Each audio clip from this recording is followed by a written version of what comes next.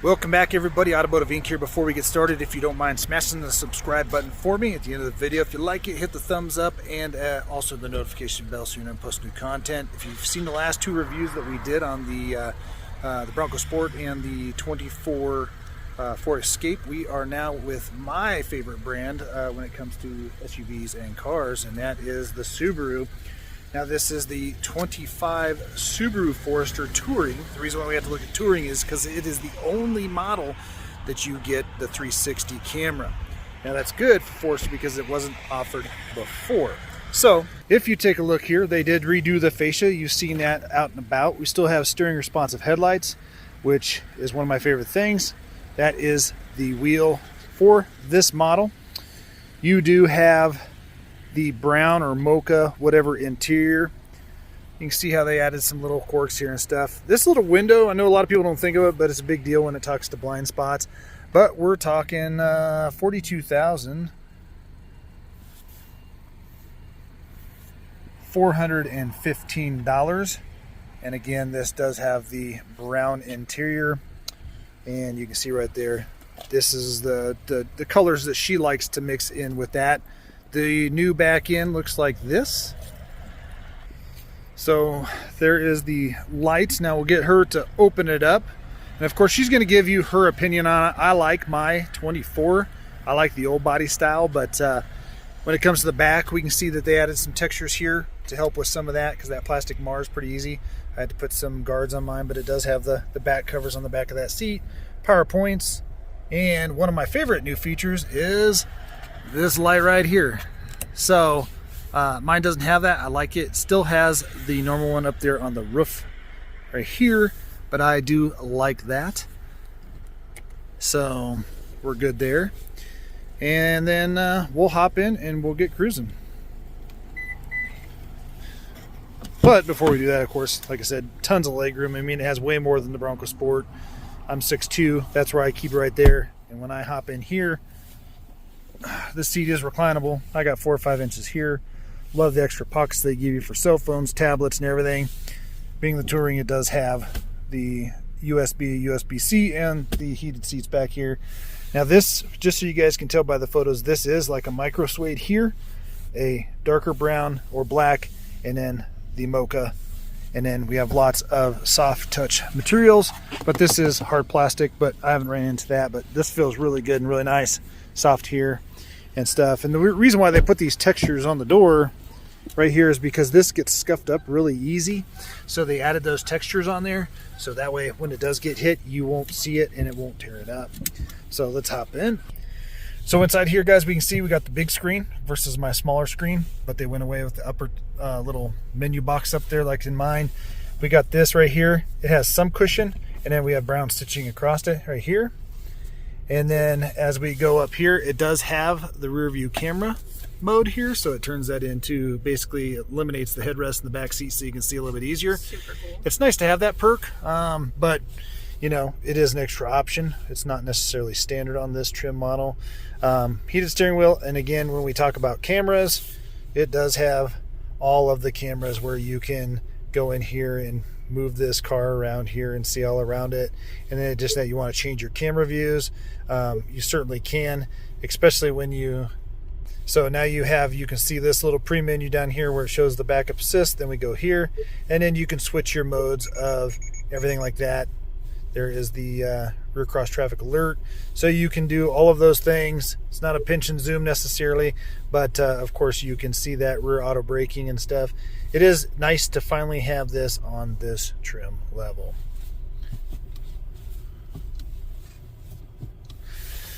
All right, other than that, we got our analog gauges over there, and now we're going to give her the opportunity to not only drive it, but talk about this car because she's narrowing down her next choices for vehicle, and if this lands in that segment. All right, so here we are, guys. We are going to start talking, let her talk about it. Phenomenal stereo. It does have the Harman Kardon, so it does have a subwoofer, 10 some odd speakers, and yeah.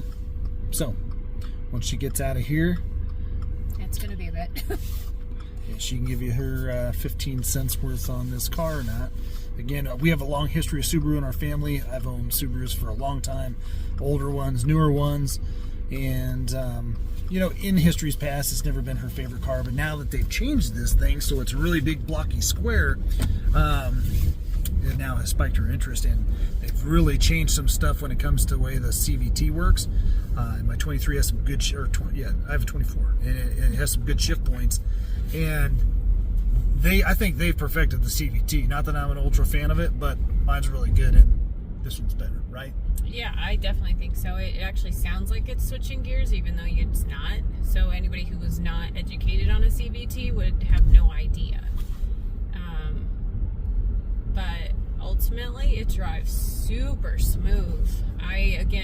You are the Subaru fan, and I like Subaru. It just has never felt like for me. They've never made them boxy enough, you know. If you've seen previous videos, I went and test drove a Ford Bronco Sport, and that one is super boxy. And the Forester has never been that way until the 2025. He showed me it, and I was like, oh, well, that's really cute. So I went and I'm driving it right now. Right. The minute she even pulled it out of the lot, believe it or not, we went and drove the new Tucson, the 25 Tucson. We didn't video that one because we already have that one. But the 1.6 turbo hybrid is the only way to get more juice out of that. And immediately, this is just a naturally aspirated 2.5, and you said it had instant more power. Yeah. So, and we didn't get to drive in all honesty, we did not get to drive the Tucson very far. We didn't do any highway. It was all basically neighborhoods and smaller streets. We got to take this on the highway. However, the minute I pulled out of the dealership, I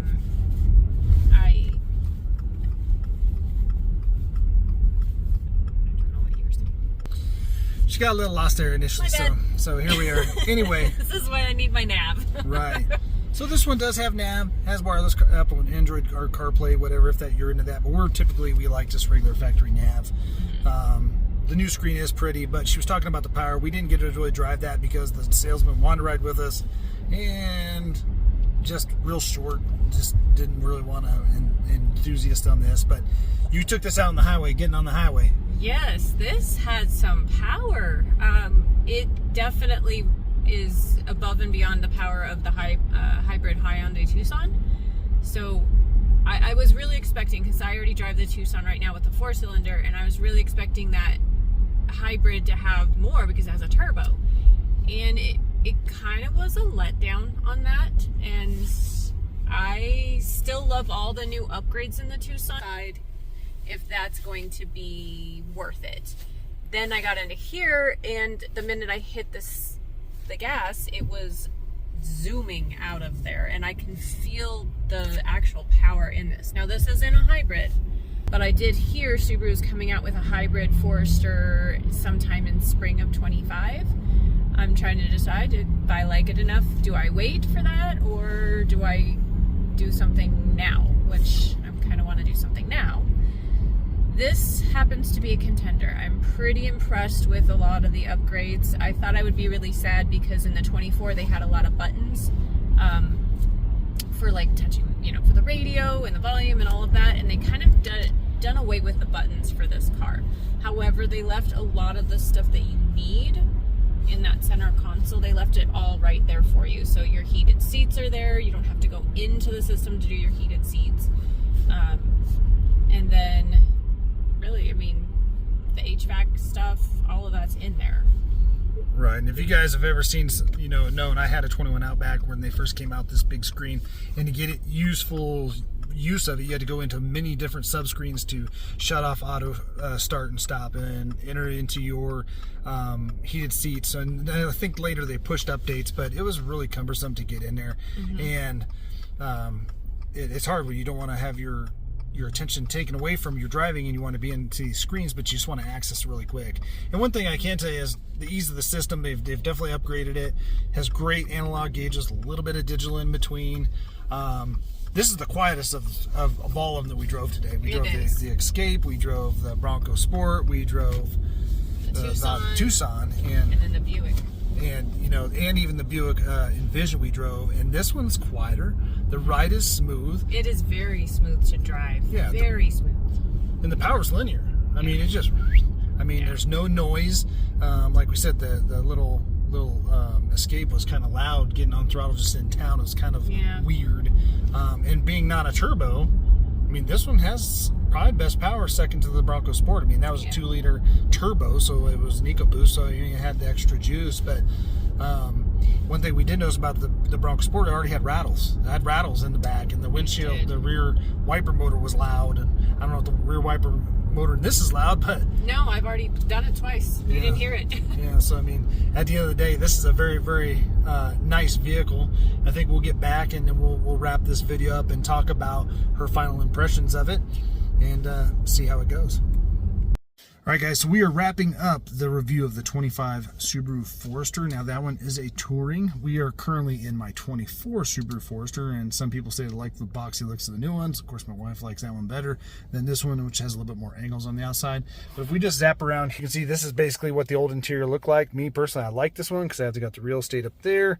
They did away with that in 25, that upper trim. They did away with the 8-inch screen, and, of course, all the hard buttons. Redid the steering wheel smidge, and basically everything else is the same. One thing to note, though, I do like how my doors angle up versus those ones were flat. Just kind of gives a sharper interior there, but let's see what she would think. All right, so after you drove the 25 Subaru Forester, what do you think versus the 24?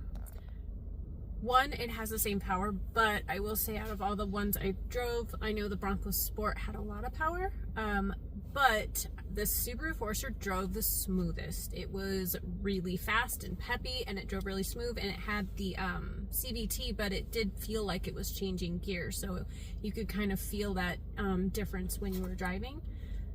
I loved the interior. That brown was beautiful. I like the new look that they've done, the boxy look. I am kind of looking forward to see what they're going to do. The hybrid Subaru Forester is supposed to come out sometime in 25. They said spring, but we'll see if that happens. So I'm kind of looking forward to that to see if I can get even better gas mileage. But it did have better gas mileage than the Bronco Sport, and probably not the Escape because that was a hybrid. Absolutely. And that's one big thing, guys, is there is a Subaru hybrid Forester coming soon. There is a redesign of the Outback coming soon. Although with the boxy looks, I certainly hope the spy photos of the Outback are not what they're looking like, is this big boxy thing. The Forester, that Ascent, all those are the ones that are supposed to say boxy, and then the Outback, Legacy's gone. Those were the ones that were supposed to kind of stay sedan looking. But yeah, the hybrid is coming. When and how that's going to be done, we don't know. Subaru does have a partnership with Toyota, so it's going to be Toyota hybrid technology, but they say it's coming with the Boxer, and I think that's part of what makes Subaru really good, is the Boxer. But you know, at the end of the day, 24, 25, you personally would go 25, correct? I would go the 25. I love the boxy look that they've changed it to. I like the updates. They have the cool little mirror that when you flip it, it does the whole back camera. Just some of the cool updates that I like. I like the 360. I like all of those cool things. The only thing I guess I would say is I do wish the seats were a little bit more comfortable, but you told me that they have to just get broken in. Yeah, and they will. If you sit in a Subaru, now that one did have cooled seats, so cooled seats do tend to be a little bit firmer than just heated seats. They have a whole nother element to get that venting in there.